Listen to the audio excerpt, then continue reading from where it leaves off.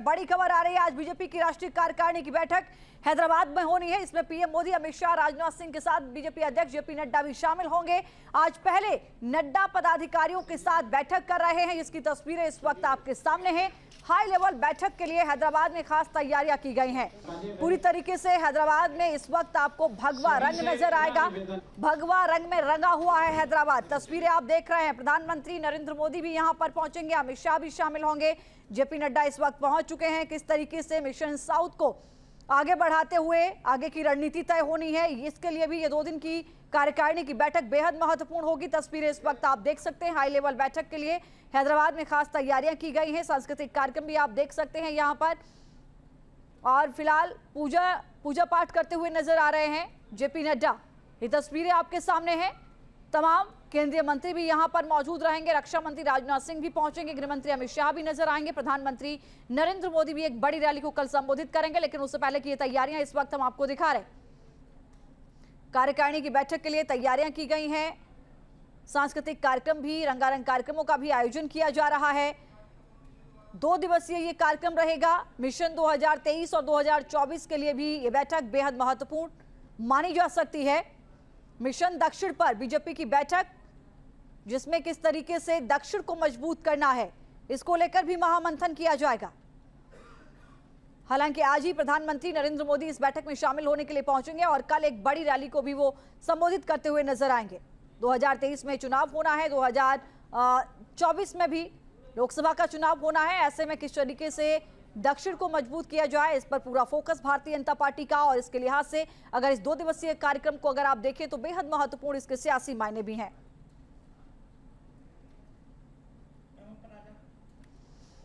दो तस्वीरें इस वक्त हम आपको दिखा रहे हैं, आप देख सकते हैं। जेपी नड्डा इस वक्त पहुंच चुके हैं। कार्यकर्ताओं और वहां के जो नेता हैं उनसे भी उनकी बातचीत चल रही है। प्रधानमंत्री नरेंद्र मोदी भी यहां पर पहुंचेंगे। 2 तस्वीरों के जरिए वहां की तैयारी।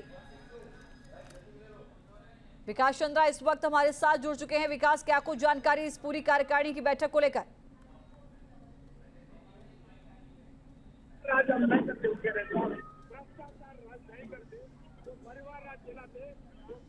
विकास, क्या आवाज मिल रही है आपको मेरी? वर्कर भी प्रधानमंत्री वर्कर भी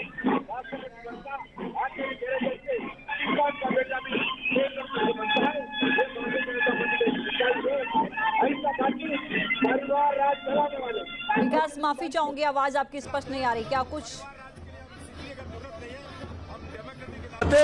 ऑर्डिनरी वर्कर भी प्रधानमंत्री बनता, ऑर्डिनरी वर्कर भी राष्ट्रपति बनता, ऑर्डिनरी मेरे जैसे किसान का बेटा भी केंद्र मंत्री बनता है। ये भारतीय जनता पार्टी का स्पेशलिटी है। ऐसा पार्टी परिवार राज चलाने वाले, मजलिस पार्टी के साथ घूमने वाले, ऐसे जो भ्रष्टाचार पार्टी चलाने वालों से हमारे को कोई सीखने का जरूरत नहीं है।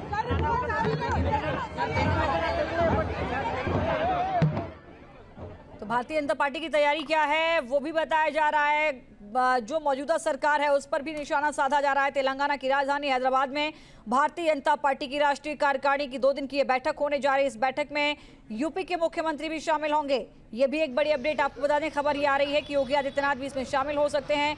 गृह मंत्री अमित शाह भी वहां पर, प्रधानमंत्री नरेंद्र मोदी भी मौजूद रहेंगे। हमारे सहयोगी विकास चंद्रा लगातार हमें वहां से अपडेट दे रहे हैं। विकास, चूंकि आप कार्यक्रम स्थल पर मौजूद हैं, क्या तस्वीरें आप देख रहे हैं, क्या कुछ कार्यक्रम रहेगा और इस बैठक के क्या कुछ मायने निकाले जाएं, खासकर 2023 विधानसभा चुनाव और 2024 लोकसभा चुनाव के लिहाज से?